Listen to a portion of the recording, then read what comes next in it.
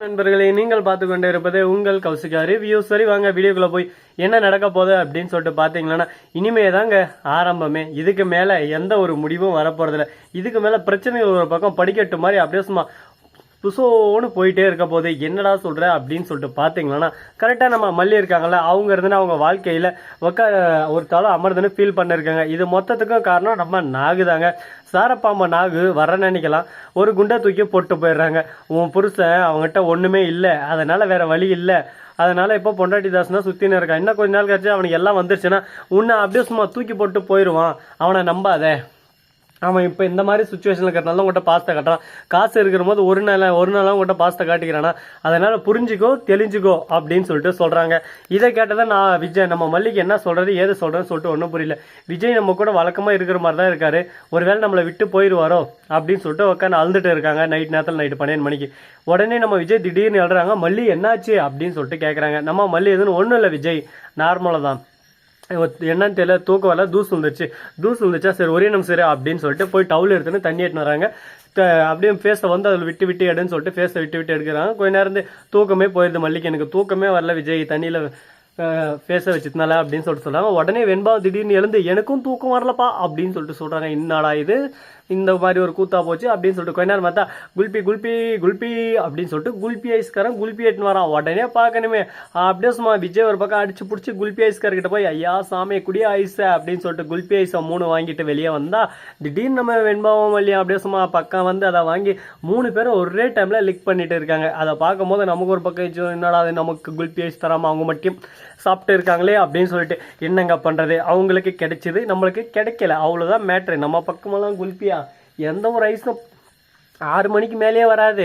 இதெல்லாம் வில்லேஜ். அப்படியே சும்மா இந்த பக்கம் காடு அந்த பக்கம் காடு, அந்த பக்கம் மலை இந்த பக்கம் மலை, நடுவில் ரோடு, அந்த மாதிரி தான் நம்ம ஊர் இருக்கு.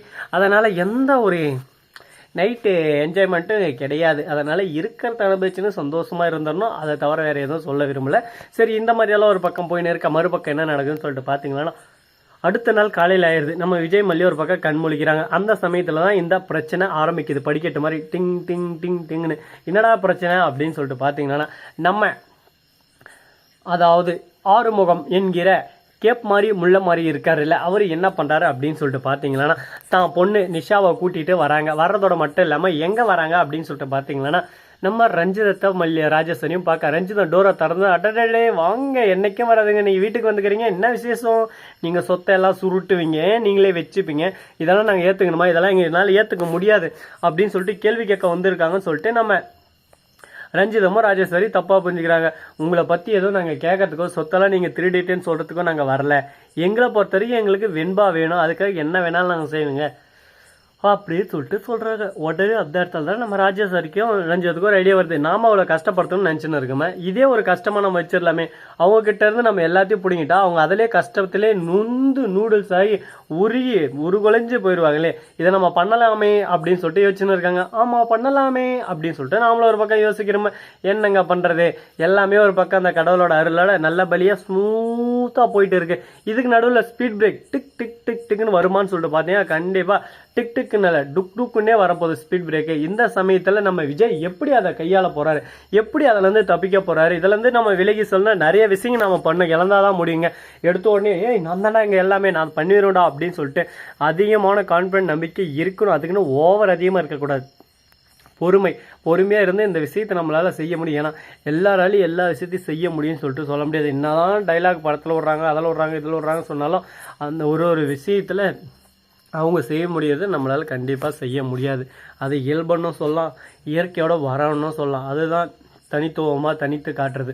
உங்ககிட்ட ஒரு ஸ்பெஷாலிட்டி இருக்குன்னா உங்ககிட்ட ஒன்று இருக்கும், இன்னொருத்தக்கிட்ட உங்ககிட்ட இருக்கிற மாதிரி அவங்ககிட்ட டிஃப்ரெண்ட்டாக இருக்கும்.